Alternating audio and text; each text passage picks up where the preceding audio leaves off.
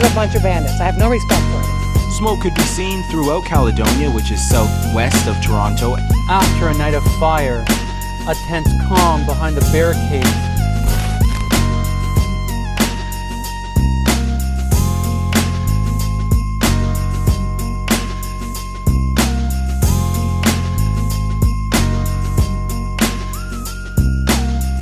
Welcome everybody. So you guys know Caledonia has a lot of stuff going on with the Native Americans and people in the town. Some people have already put up signs because they want to start riots and stuff like that. So you will see that right here. But I'm going to go down there, see what's happening. If you see this on YouTube, that means something happened, because you know this stuff's been going on for a while. Like I said, my school's been having race wars and stuff like that.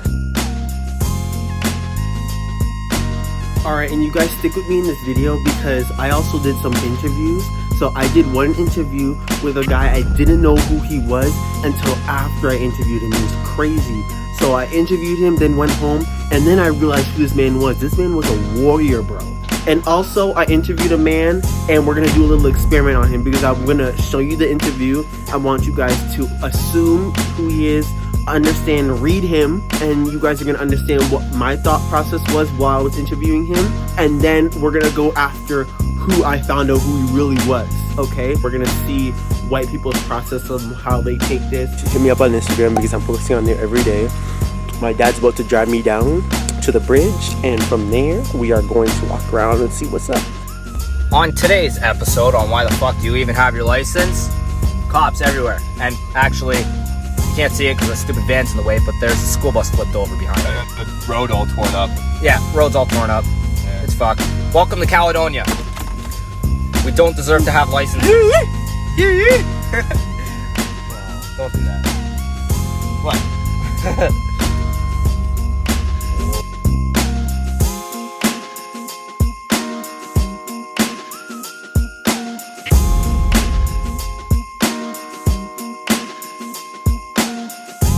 In the 18th century, the British granted land to 6 nations, the Haldimand Tract, 10 kilometers on each side of the Grand River.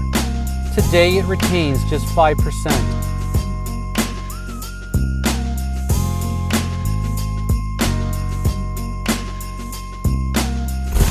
What kind of jerk would I be to my granddaughter, my great-granddaughter, to tell her one day why I didn't fight for the land?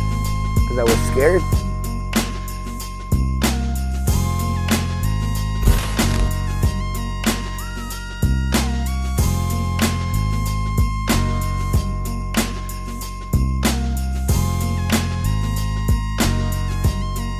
80% of the territory is still under land claims.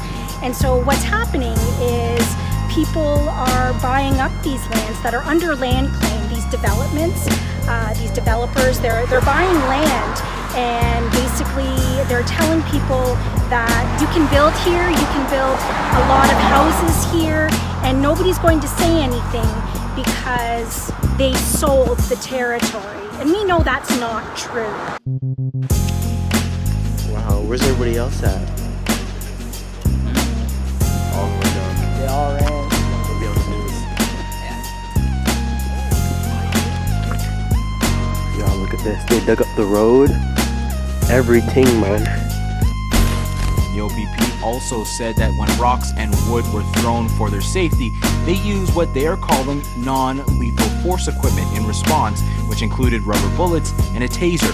This is an ongoing, not land claim, but ongoing dispute between our nations, between 6 nations and the federal government. And, you know, it's unacceptable that it's been, 15 years. I'm not racist. I'm going with the facts.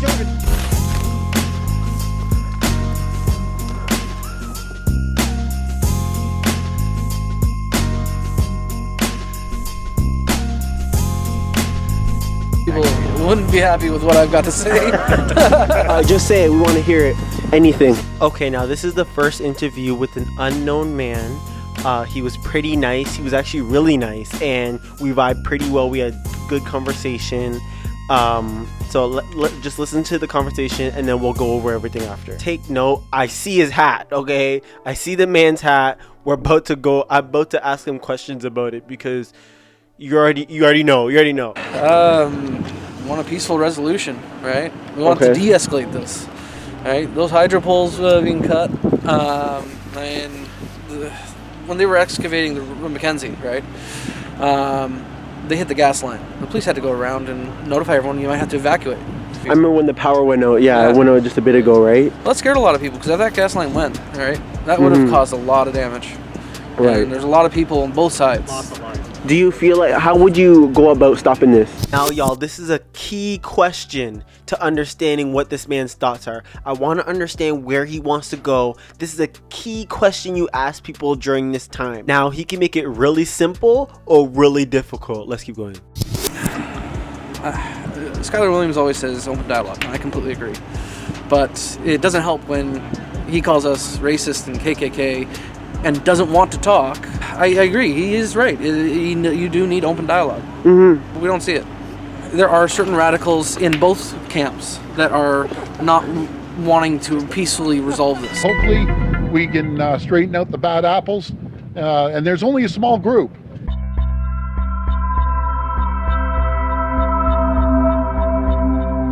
Okay, my thing is, I feel like people should actually listen to these people, what they have to say, because I feel like, you're right, there should be a little more dialogue. Do you feel like people should listen? Like, do you feel like there should be some sort of... I 100% agree, but the thing is, any good conversation is a two-way street. We should listen to them, but they should also listen to us, right? When we're saying, hey, you cut our hydro, you threatened our lives with the gas line, right? You pelted our fire trucks with rocks when they went to an emergency at the beginning of the year, right? This is all, you can see in police reports, this is all stuff that's happened. The volunteer firefighters that went to that fire down there, they were just responding to an emergency. They weren't, So you feel like, people say, hear us as much as we want to hear you, right? And you'd be surprised, like, I actually support the native claim, but I'm apparently a racist because I'm on this side of the street. Now, hold on, yo. I'm going to stop this right here because I got a thought.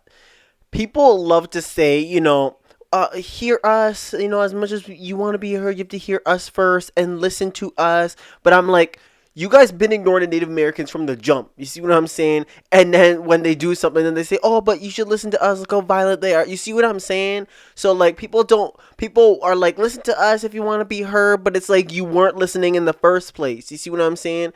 And you know what? This guy says he supports the natives, and everything he's been saying, I feel like he does. But at the same time, I'm like, if you support the natives, you should be on the other side, backing it up. Do you see what I'm saying? Like, it's in my head, it just wasn't adding up still. Now, remember, I'm not bashing this man because he's been the only one I've actually had a sensible conversation with. But I'm using what he's saying to create points for people to understand the bigger picture and the truth. Would you consider yourself a racist? Would you consider yourself someone that has views that may be considered racist? Oh, I know people consider me a racist. Okay. I don't consider myself one. Fair. And I want to say your hat too, make Canada great again. Now, that's another thing that I've gotten hate for. Because of, obviously, Trump. A lot of you see why, though? You see why? No, I do see why. But to me, this has to be something else. Okay. If you know Native history, if you know Canadian history, back in the 1800s, you had quick history lesson. You had General Brock, right? Fighting the Americans. It was the War of 1812, right? And then you had Tecumseh. Right? Okay. He was the native leader. He was the great unifier, right? He unified tribes all over North America, and to create a independent native nation. It was actually, a lot of people don't know this, but it was the native people's best chance at a separate independent nation. But he was allied with the British against the Americans who were encroaching into their land, right? That was the idea, and the British were like, okay, we'll carve a chunk of America out, for you if we win against the Americans. Unfortunately, both those leaders wound up getting themselves killed, right? But do you think that was the plan, though? Do you think that might have been something that... Because, okay, I want you to look... I like your story. I like this dialogue. I love this.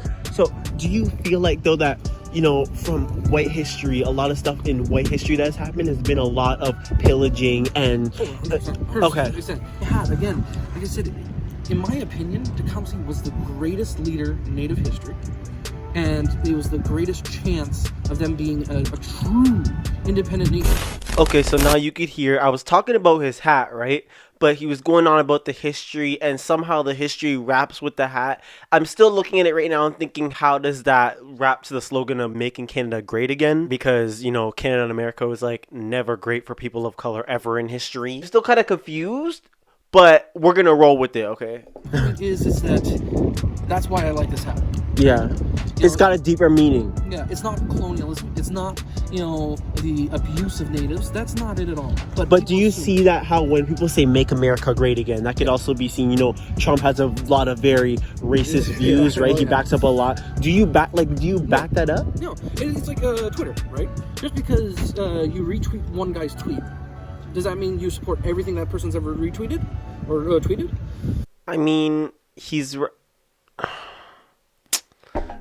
Okay. Right? It's the same thing, right? I support certain messages that Trump has said in the past, you know, but I don't support everything he's said. So, basically, they're going over York. She was going over York Bridge. This is one of the new detours, and you know, I'm not blaming on the protesters at all. No, it's not it.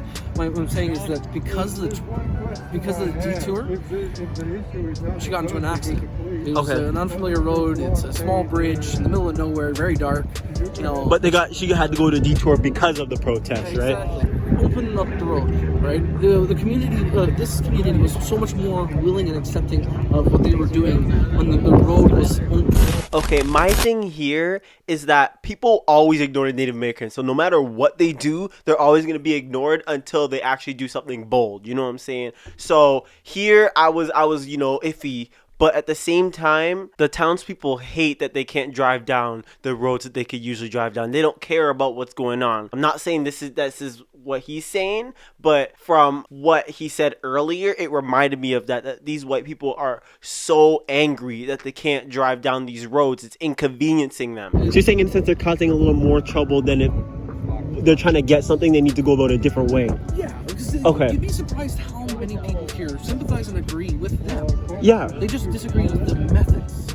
Okay. Because like I have some Native friends who live here, you know, and they don't agree with the methods. They agree with what their message is. They agree that this is their way. Okay, now this is a big thing because people keep talking about how they don't agree with their methods, but they agree with the cause, which we're going to talk about in the next video I post, which will be in a few days. We're going to talk about this more because they are protesting that they're mad, but people are trying to say if they're trying to get something, you need to go about it a different way. Take note of that. This is a very common thing that most town folks say, but at the same time, you can't tell a marginalized group how to handle their oppression. So you're saying it's almost kind of like Black Lives Matter, where it's like sometimes they get a little out of hand with the riots, but how would you tell them?